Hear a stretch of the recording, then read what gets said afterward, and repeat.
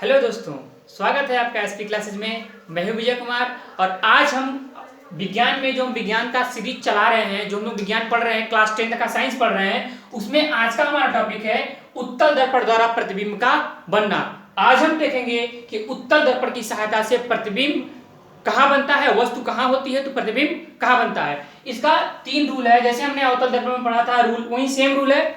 उसमें क्या होता है कि प्रकाश किरणें परावर्तित होती हैं तो जो प्रतिबिंब बनता है वो दर्पण के आगे बनता है। इसमें थोड़ा सा चेंज है, आप देख लीजिए, बिल्कुल वैसा ही है, थोड़ा सा चेंज है, आप देखिए। इसके 3 रूल हैं, तीनों रूल के बारे में पहले हम लोग जान लेंगे, उसके बाद वस्तु की स्थिति और प्रतिबिंब की स्थिति के बारे में देखेंगे। देखिए, जैसे बाइक में गियर लगाने से पहले हम लोग को क्लच लेना पड़ता है, वैसे प्रतिबिंब की स्थिति जानने के लिए हमें इन तीनों नियम का जानना बहुत जरूरी है। नियम पता रहेगा, वस्तु कहीं भी हो, प्रतिबिंब की स्थिति आप उसका आकार, उसकी स्थिति, सारा का सारा चीज आप एक्सप्लेन कर ले जाएंगे। तो आइए देखते हैं तीनों नियम क्या हैं। पहला नियम हम लोगों ने अवतल दर्पण में पढ़ा था। कि मुख्य अक्ष के समांतर आने वाली प्रकाश की किरण मुख्य अक्ष के समांतर आने वाली प्रकाश की किरण परावर्तन के पश्चात मुख्य फोकस से होकर जाती है। यहां पर देखिए क्या हो रहा है, परावर्तित प्रकाश की किरण यहां से आ रही, मुख्य अक्ष के समांतर ही प्रकाश की किरण आ रही है और यह परावर्तित हो जा रही है, इधर परावर्तित हो जा रही है, लेकिन इसको पीछे बढ़ाने पर, डैश लाइन बढ़ाने पर यह फोकस से ही होके जाएगी। ऐसा प्रतीत हो रहा है ना कि ये किरण इधर से आ रही है और इधर से चली जा रही है। तो परावर्तित प्रकाश की किरण होगी और हम इसे पीछे बढ़ाएंगे तो हमें यह फोकस से होकर ही जाती हुई दिखाई देगी। पहला नियम समझ में आया। अब आइए दूसरा नियम, इसका जस्ट उल्टा।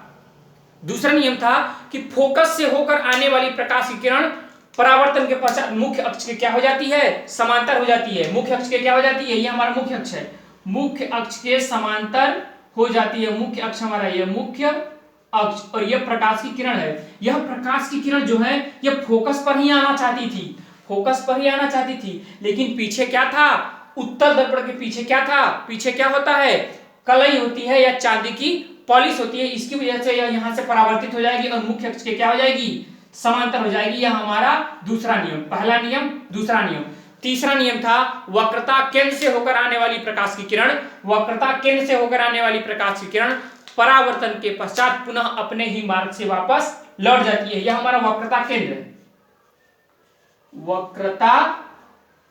यह हमारा क्या होगा, वक्रता केंद्र होगा। यह देखिए जो प्रकाश की किरण यहां से जा रही है, ब्लू कलर की ये मार्कर से बना हुआ जो है, प्रकाश की किरण जा रही थी वक्रता केंद्र पर, लेकिन यहां पर पीछे पॉलिशिंग होने की वजह से इसका क्या हो गया, परावर्तन हो गया, यह अपने ही मार्ग पर वापस लौट आई। अगर आपको ये तीनों नियम पता है, चाहे उत्तल दर्पण के चाहे अवतल दर्पण के, वस्तु कहीं भी हो, आप प्रतिबिंब की स्थिति आसानी से बता पाएंगे। आप ये इमेज ड्रॉ कर पाएंगे, प्रतिबिंब के बारे में बहुत कुछ लिख पाएंगे। अब देखिए उत्तल दर्पण में हमें सिर्फ 2 पॉइंट पढ़ने हैं। पहला पॉइंट लिखा हुआ बोर्ड पर, दूसरा पॉइंट हम आगे पढ़ेंगे। तो आइए स्थिति देखते हैं, वस्तु की स्थिति कहां होगी तो प्रतिबिंब हमारा कहां बनेगा। पहली स्थिति होगी जब वस्तु अनंत पर हो। तो इसमें से कोई सा 2 उठाइए, 2 नियम लगा दीजिए, परावर्तित किरणें दिखा दीजिए, वहां पर जो दोनों लाइनें जो परावर्तित किरणें आपस में जहां कट करेंगे, प्रतिबिंब की स्थिति वहीं पर होगी।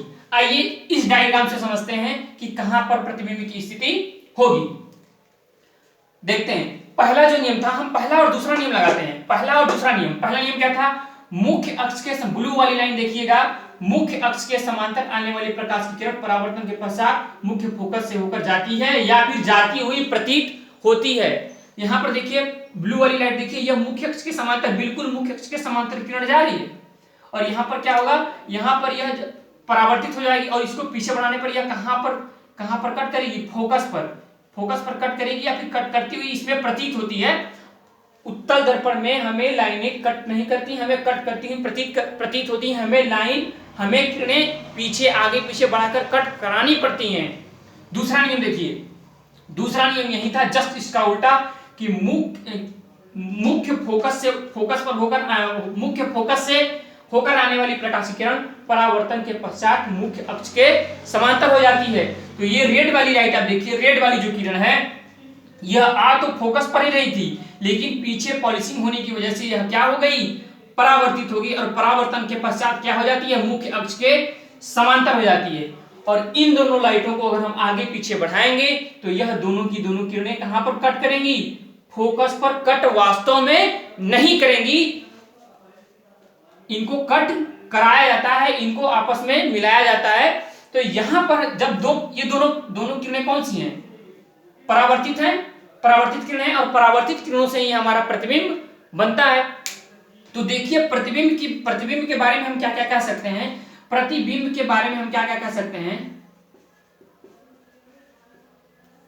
प्रतिबिंब के बारे में हम क्या क्या कह सकते हैं। पहली बात, लाइट जो है वो क्या की जा रही है, मिलाई जा रही है, आगे पीछे बढ़ाकर मिलाई जा रही है। इसलिए इससे बना हुआ प्रतिबिंब कैसा बनेगा, आभासी बनेगा। इससे बना हुआ प्रतिबिंब कैसा बनेगा, आभासी बनेगा।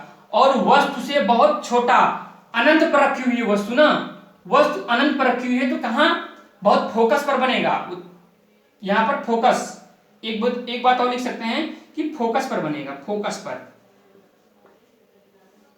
पर। एक चीज और भी लिख सकते हैं प्रतिबिंब के बारे में, ये पॉइंट हम और भी लिख सकते हैं कि फोकस पर बनेगा और बहुत छोटा बनेगा, बहुत सूक्ष्म बनेगा।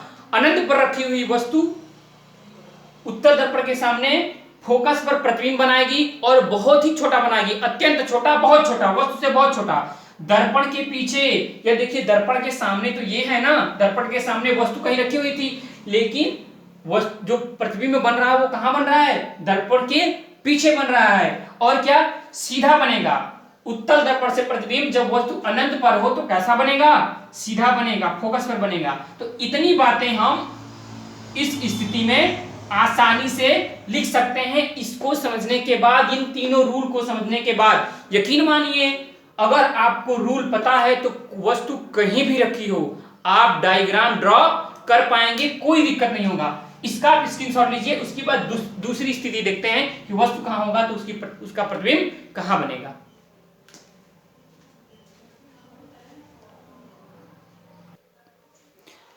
चलिए अब देखते हैं दूसरी स्थिति। पहली स्थिति उम्मीद है आप लोगों को समझ में आ गया होगा। आइए देखते हैं दूसरी स्थिति। दूसरी स्थिति क्या होगी, जब वस्तु अनंत और ध्रुव के बीच स्थित हो। जो वस्तु है वो कहां हो, अनंत और ध्रुव के बीच। ध्रुव क्या होता है मेरा, यहाँ जो होता है पोल, जो पी लिखा हुआ है, यहाँ पर पी लिखा हुआ है वो होता है ध्रुव, और अनंत इधर कहीं भी ले सकते हैं हम, कितना भी दूर ले सकते हैं अनंत। तो दूसरी स्थिति है जब वस्तु ध्रुव और अनंत के बीच स्थित हो या फिर अनंत और ध्रुव के बीच स्थित हो। तो देखिए इसमें जो नियम लग रहा है, यही तीनों नियम लगेंगे, यही तीनों नियम में से कोई दो नियम लगेगा और दो किरणों को हम कट करा के आसानी से हम प्रतिबिंब को प्राप्त कर लेंगे। तो देखिए ये जो नियम है, इसमें पहला नियम लगा हुआ है कि जब प्रकाश की किरण मुख्य अक्ष के समांतर जाती है तो परावर्तन के पश्चात वो मुख्य फोकस से होकर जाती है या जाती हुई प्रतीत होती है। तो ये पहला ये जो ब्लू वाली लाइट यहां से देखिए, ये जा रही है ऐसे मुख्य अक्ष के समांतर और परावर्तित हो रही है, इधर परावर्तित हो जाएगी। इसको पीछे बढ़ाने पर यह कहां से जाएगी, फोकस से ही, ऐसा प्रतीत हो रहा नहीं, ये फोकस से होकर जा रही है। पहली बात समझ में आई। दूसरी किरण देखिए, दूसरी जो किरण है वह वक्रता केंद्र से होकर जा रही है। तीसरा नियम क्या है, वक्रता केंद्र से होकर जाने वाली प्रकाश की किरण परावर्तन के पश्चात पुनः अपने ही मार्ग से वापस लौट जाती है। तो यह प्रकाश की किरण कुछ ऐसे होकर आती रही होगी वक्रता केंद्र की तरफ। यह वक्रता केंद्र हमारा होता है, वक्रता केंद्र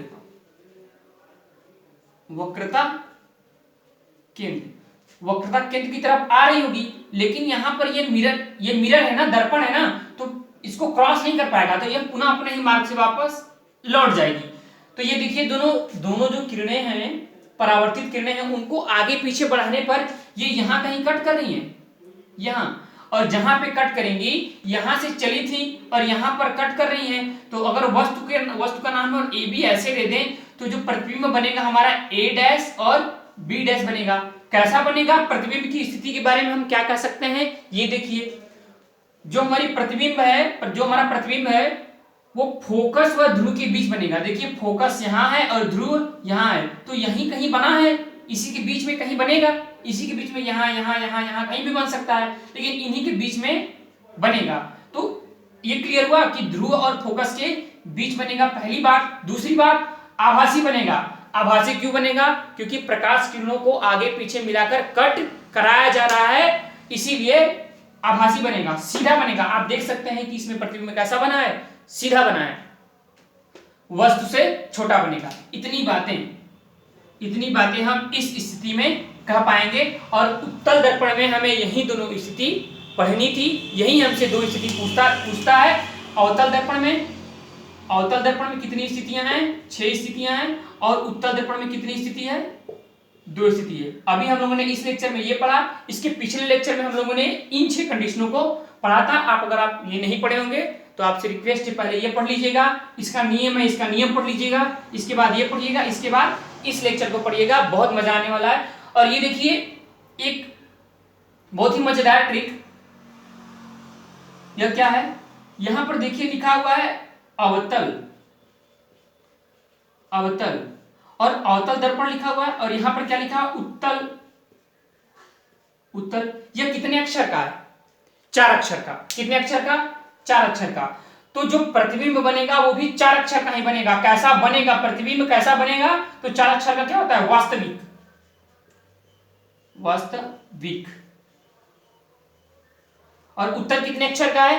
3 अक्षर का है। तो 3 अक्षर का, अभी दोनों स्थितियों में आपने देखा कि कैसा प्रतिबिंब बन रहा था? आभासी। तो 3 अक्षर का आभासी। तो अगर आपसे कोई पूछता है कि अवतल दर्पण के द्वारा ज्यादातर प्रतिबिंब किस प्रकृति का बनता है? वास्तविक बनता है, आभासी? तो अवतल 4 अक्षर का और 4 अक्षर का वास्तविक, और उत्तल 3 अक्षर का, तो 3 अक्षर का आभासी। लेकिन एक कंडीशन है, किसमें? अवतल दर्पण में। अवतल दर्पण में आप लोग बताइएगा कि कौन सी स्थिति में अवतल दर्पण से बना हुआ प्रतिबिंब आभासी होता है? सिर्फ एक ही ऐसी स्थिति होती है जिसमें कि अवतल दर्पण द्वारा जो प्रतिबिंब बनता है वो आभासी बनता है। ये आप लोग कमेंट बॉक्स में बताइएगा हमें। आज के इसका स्क्रीनशॉट ले लीजिए और इस बात को समझ लीजिए। ये हमें याद करने का एक छोटा सा ट्रिक था। आगे भी हम छोटी छोटी बातों को क्लियर करते चलेंगे। इसका स्क्रीनशॉट ले लें आप। आज के लिए इतना ही। Thank you.